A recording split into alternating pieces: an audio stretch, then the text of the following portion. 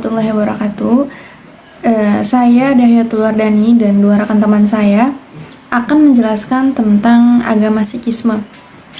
Jadi, agama Sikhisme ini berasal dari benua Indo-Pakistan, tepatnya di wilayah Punjab, pada abad ke-15 Masehi. Sikh itu berarti murid. Sikhisme ini bisa dikatakan sebagai agama sinkretis karena ia didirikan dengan maksud memperdamaikan antara Islam dan Hindu. Ajaran-ajaran yang disampaikan oleh Guru Nanak ini banyak terinspirasi dari Kabir. Jadi Guru Nanak ini merupakan seorang yang mendirikan agama Sikhisme ini yang terinspirasi dari Kabir. Kabir ini adalah seorang penyair India, sehingga himpunan sajak dari Kabir ini banyak dimasukkan ke dalam Guru Granth Sahib, yaitu kitab suci Sikhisme ini. Kabir ini pada usia 16 tahun, dia ini telah mempelajari agama Islam dan Hindu. Seorang penjaga Hindu ini tidak setuju kepada faham bertuhan banyak dan sangat mencela kebaktian kepada berhala.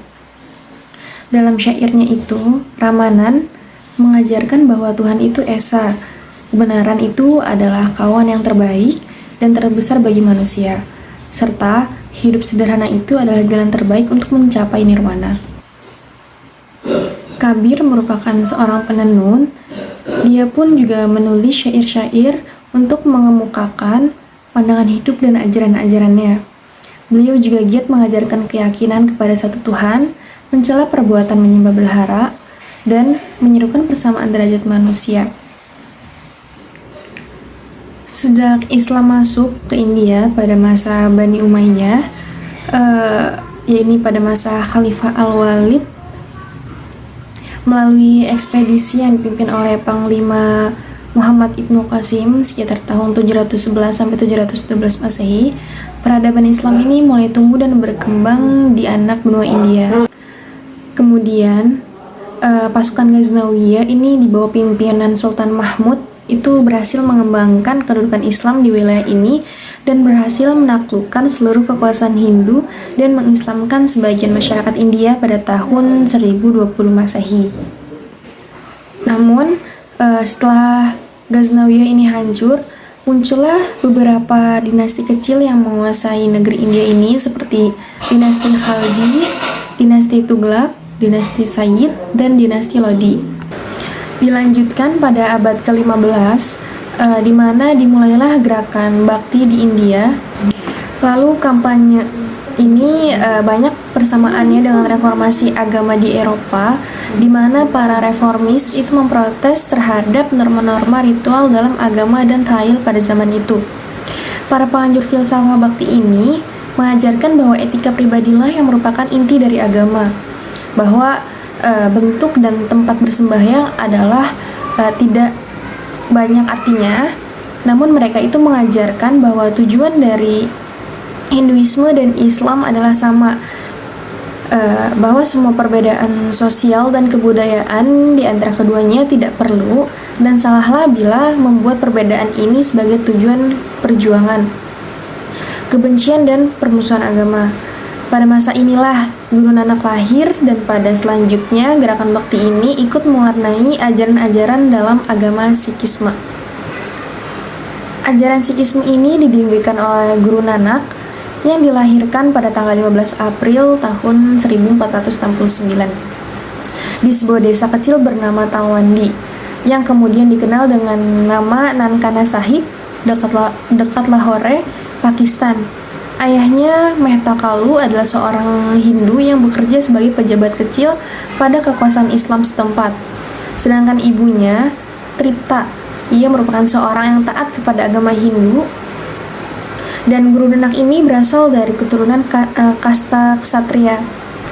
Sejak anak-anak, Guru Nanak ini memang sudah menunjukkan kualitasnya dalam kebijaksanaan dan pemahaman spiritual yang terkenal. Beliau itu juga menghabiskan waktunya pada masa-masa muda itu untuk bercakap-cakap dengan orang Hindu dan Islam yang saleh. Dan ia juga senang bermeditasi dan menunjukkan diri dan menjauhkan dirinya dari kehidupan dunia yang mistik. Guru Nanak ini juga menentang adat istiadat yang kolot dalam agama Hindu yang tidak masuk akal. Contohnya seperti pemakaian benang suci pada upacara Yajnapayitam, upacara pembaptisan untuk seorang Hindu dari Hindu kasta tinggi. Pada usia 19 tahun, Guru Nanak ini menikah dengan Sulakani dan dikaruniai 2 anak putra. Dan pada usia ke-30, Guru Nanak ini mengalami kejadian spiritual yang mengubah hidupnya. Jadi suatu hari ketika mandi di Sungai Bein, Guru Nanak ini menghilang dan dikira telah tenggelam. Menurut Janam Sakhi, Guru Nanak telah dipanggil oleh Tuhan untuk memimpin misi spiritual. Dikatakan bahwa Guru Nanak menghilang selama 3 hari dan muncul pada hari keempat, dan mewartakan bahwa tidak ada Hindu dan tidak ada Muslim. Namun setelah itu Guru Nanak berkata, tidak ada Hindu ataupun Muslim, maka jalan siapakah yang aku ikuti? Aku akan mengikuti jalan Allah. Allah bukanlah Hindu dan bukan pula Muslim, dan jalan yang aku ikuti adalah jalan Allah. Nah, sejak peristiwa tersebut, Guru Nanak ini memutuskan untuk mengabdikan hidupnya bagi kepentingan pembaharuan umat. Pahamnya yang baru mulai disebarkan, Guru Nanak ini berusaha mendirikan lembaga semacam biara atau kuil, tetapi dengan melakukan perjalanan ke setiap daerah untuk menyebarkan ajarannya tersebut. Lalu Guru Nanak ini pergi ke seluruh India dan negara-negara yang beragama Islam untuk mengunjungi semua tempat suci Hindu dan Islam dengan ditemani oleh seorang musikus Muslim yang bernama Mardana Bali. Lalu Guru Nanak ini membagi perjalanannya menjadi 5 bagian yang memakan waktu kira-kira 30 tahun untuk meluaskan daerah ajarannya. Lalu pada saat Guru Nanak kembali ke rumahnya di Kartarpur, ia itu terlalu tua untuk melakukan perjalanan, dan ia itu memutuskan untuk tinggal dengan keluarganya. Lalu masyarakat Kartarpur mengelompokkan diri mereka di sekitar Guru Nanak dan bersatu dalam kesetiaannya terhadap pesan yang Guru Nanak ajarkan. Dan dari sinilah dimulai agama Sikhisme ini. Lanjut, 20 hari sebelum kematian Guru Nanak ini, Guru Nanak ini kemudian menginisiasi salah satu murid setianya, yaitu Lehna, sebagai guru dan menamainya Angat. Lalu Guru Nanak ini wafat pada tanggal 22 September tahun 1539. Kemudian guru yang lainnya itu mengikuti dan memimpin keagamaan yang diserahkan kepada Guru Nanak. Terdapat 9 guru sebagai penerus ajaran Sikhisme ini dan ditutup dengan Guru Granth Sahib. Baik, saya akan menjelaskan kitab suci agama Sikh. Kitab suci agama Sikh ini yang pertama Adigran. Adigran bermakna kitab asli atau kitab yang pertama. Kitab suci Adigran ini disebut juga Guru Granth Sahib yang disusun oleh guru kelima dari agama Sikh ini, Arjun di Amirsar.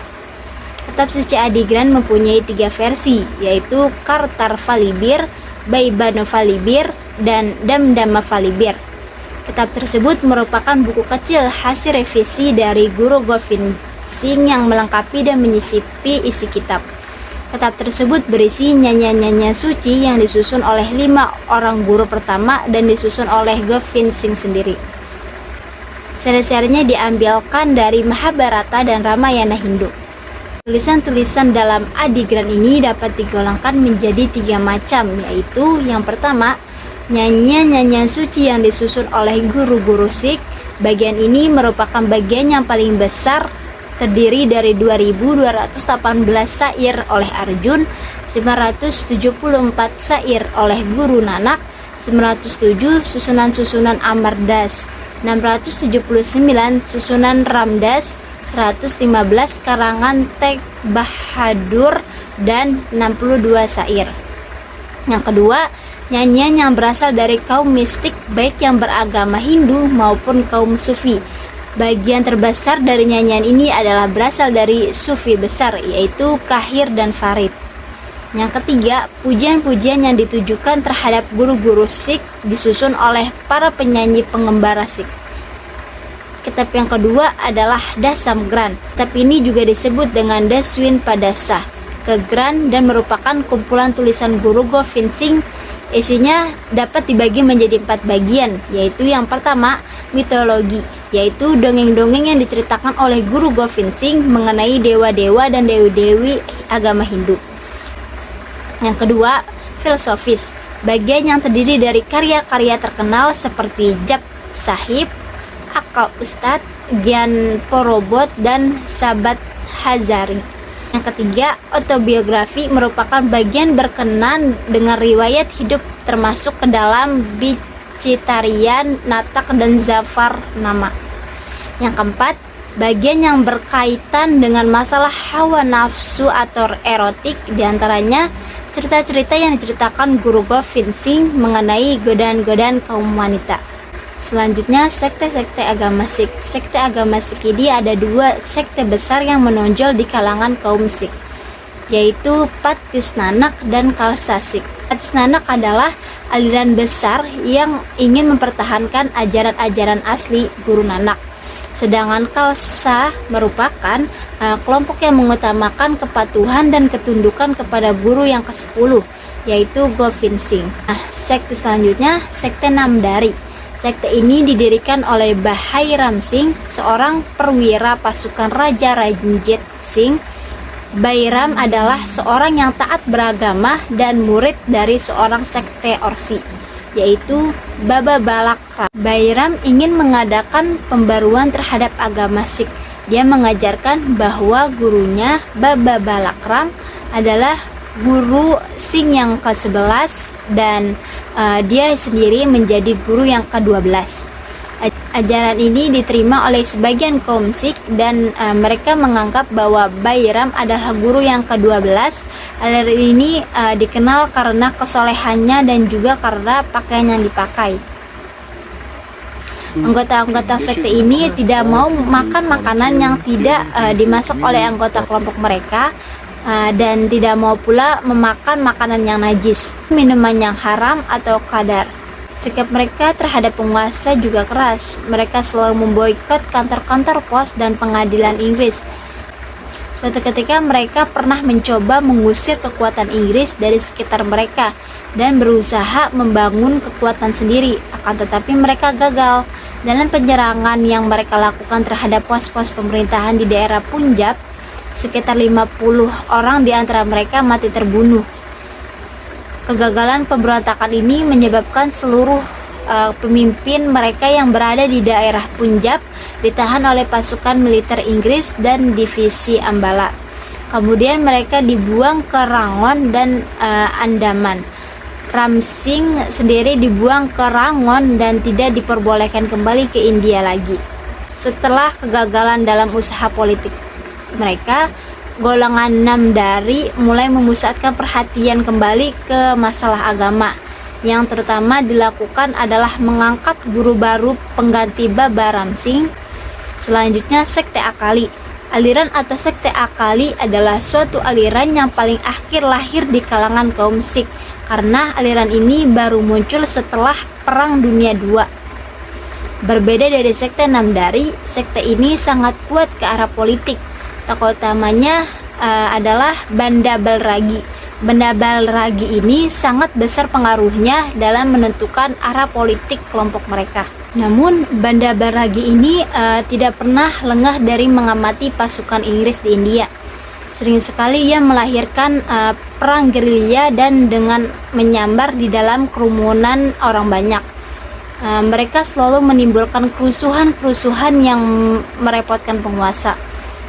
Banda tidak menetap di suatu tempat tertentu. Ia tidak pernah meninggalkan bekas setelah melakukan pembunuhan, penyerangan, serta penghancuran suatu sasaran. Sekian dari penjelasan saya. Di depan sudah diuraikan bahwa Govind Singh sudah melibatkan kaum Sikh dalam peperangan melawan orang Islam, dan dia telah pula mempersiapkan kaum Sikh untuk menempuh jalan perang bagi pencapaian cita-cita mereka, yaitu memiliki negara sendiri.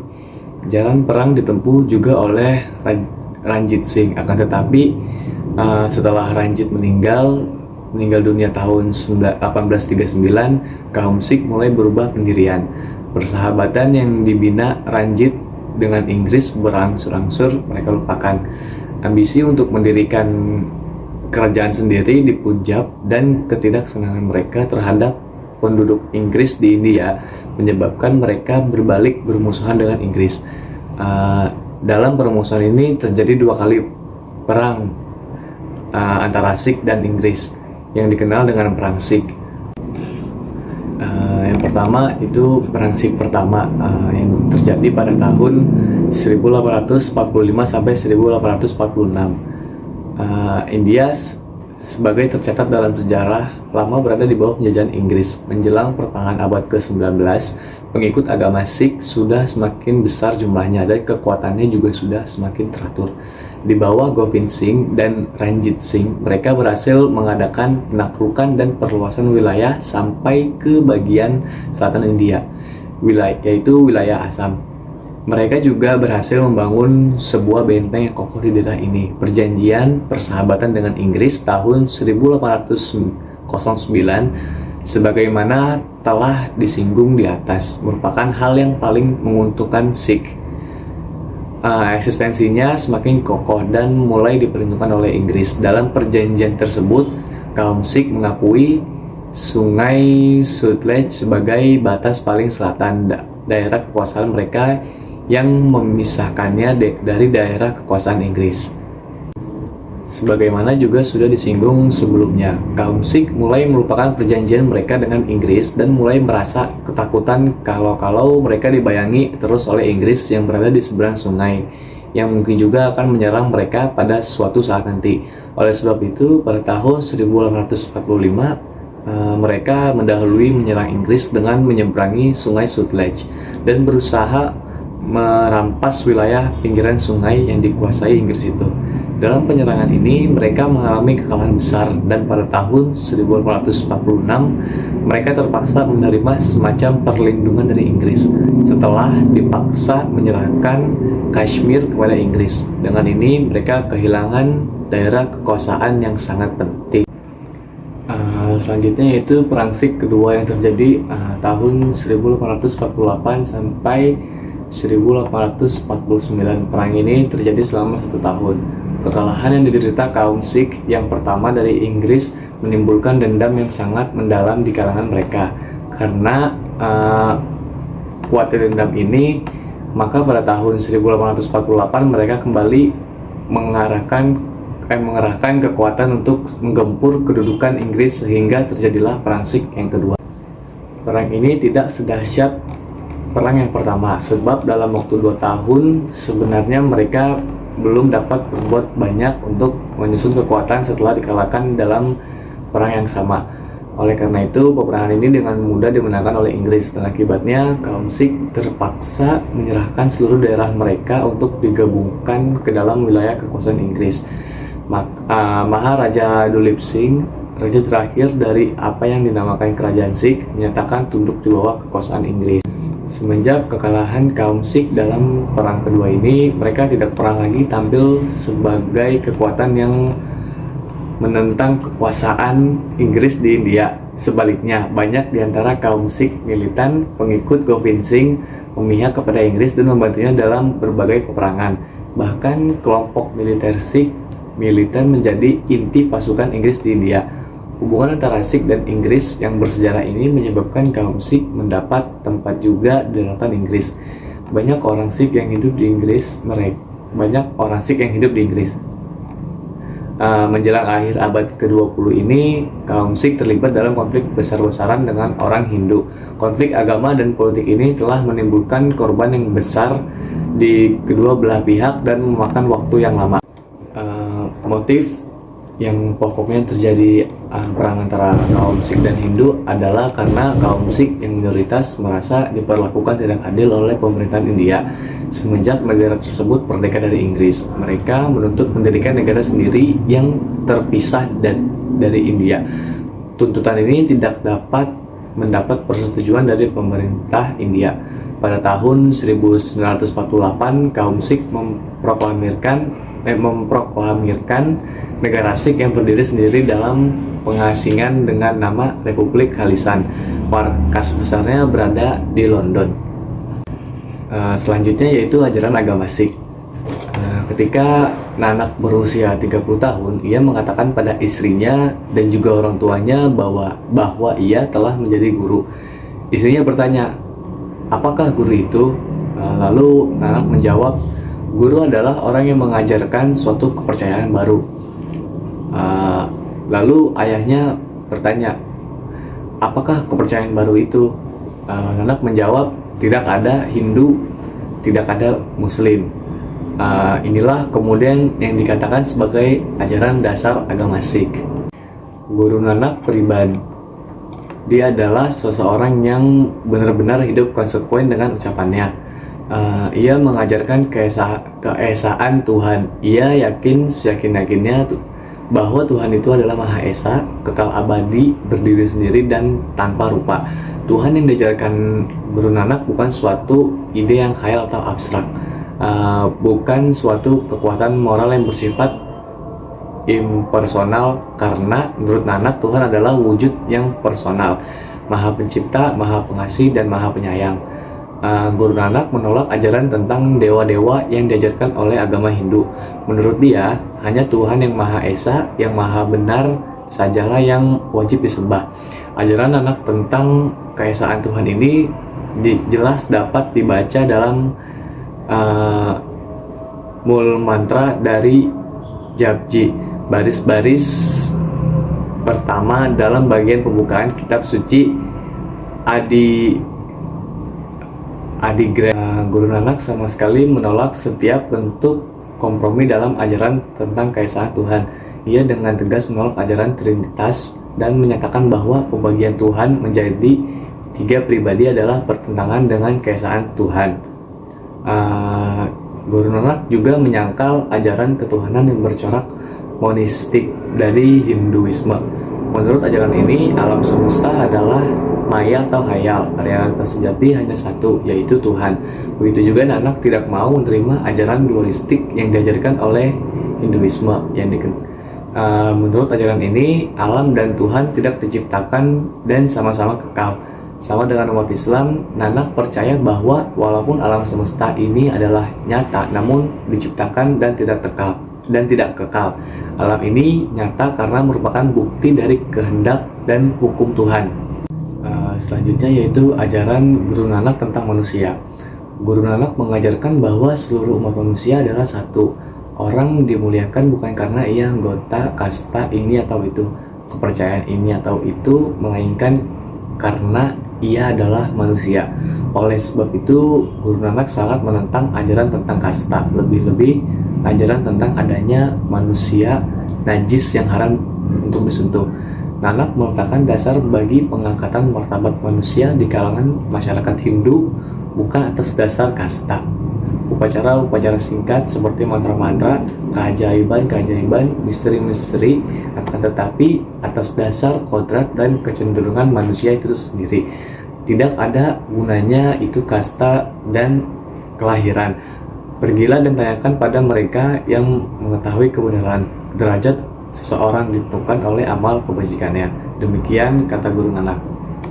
Guru Nanak sangat mementingkan segi moral manusia. Menurut dia, manusia harus hidup dengan mengutamakan kesempurnaan moral, karena nilai manusia terletak pada tinggi rendahnya moral tersebut. Selanjutnya yaitu ajaran Guru Nanak tentang alam. Nanak mengajarkan bahwa alam semesta ini adalah ciptaan Tuhan dan tidak abadi. Yang kekal dan abadi hanya Tuhan, karena Tuhan adalah realitas mutlak. Guru Nanak juga manusia lain adalah hamba Tuhan. Tuhan adalah yang maha kuasa, menguasai segala-galanya. Kalau manusia beranggapan bahwa ia bebas melakukan kehendaknya, maka ia tidak akan dapat menikmati kebahagiaan yang sejati. Dengan kodrat dan iradat Tuhan, seluruh alam ini terjadi, dan melalui hukum Tuhan alam ini menjalani kehidupannya. Tidak ada sesuatu yang bisa berjalan di luar kehendak dan hukum Tuhan. Dengan kodrat Tuhan, semuanya dikuasai oleh maut dan menuju kepada kemusnahan. Dengan kodrat Tuhan pula manusia terserap ke dalam yang maha besar. Apapun yang dikehendaki Tuhan semuanya pasti terjadi. Tidak ada yang berada di bawah kuasa makhluk. Tuhan yang maha kuasa, maha tahu, dan maha kasih sayang. Ia kuasa menjadikan dan memusnahkan. Ia tahu apa yang sudah terjadi dan apa yang akan terjadi. Demikian itulah garis besar ajaran Guru Nanak. Ajaran-ajaran yang berasal langsung dari Guru Nanak ini dilengkapi terus oleh guru-guru penggantinya. Selanjutnya yaitu peribadatan agama Sikh. Agama Sikh tidak banyak merumuskan upacara ibadah. Ibadah yang paling pokok adalah semedi dalam rangka mengingat Tuhan untuk menyucikan rohani dari pengaruh-pengaruh yang menjauhkan manusia dari Tuhan. Di samping itu mereka mengenal sujud dan menyanyi di kuil, tetapi semuanya itu inti pokoknya adalah zikir. Menurut mereka kewajiban tertinggi adalah menyebut nama Tuhan yang Maha Esa secara terus-menerus. Nama Tuhan yang murni itu adalah kekuatan yang akan membantu manusia sehingga harus selalu diingat dan diucapkan. Hilangkan segala sesuatu dari ingatan selain nama yang murni itu. Sebut nama itu berulang kali. Dengan dengar nama itu, tumpahkan ingatan akan nama itu, ulangi dan ulangi terus menyebut nama Tuhan setiap saat sampai jiwa terserap ke dalam cahaya ketuhanan. Nama Tuhan yang murni diwujudkan dalam bentuk jamaah yang oleh mereka disebut dengan khalsapan atau jalan yang murni. Orang yang sudah menempuh jalan ini artinya sudah menjadi anggotanya melalui sakramen atau baptis, yang lalu memperoleh status sebagai orang yang suci murni. Tidak semua kaum Sikh mengakui dan mau menerima upacara sakramen dalam bentuk pembaptisan ini. Mereka menganggap bahwa baptis atau sakramen bukan ajaran Guru Nanak.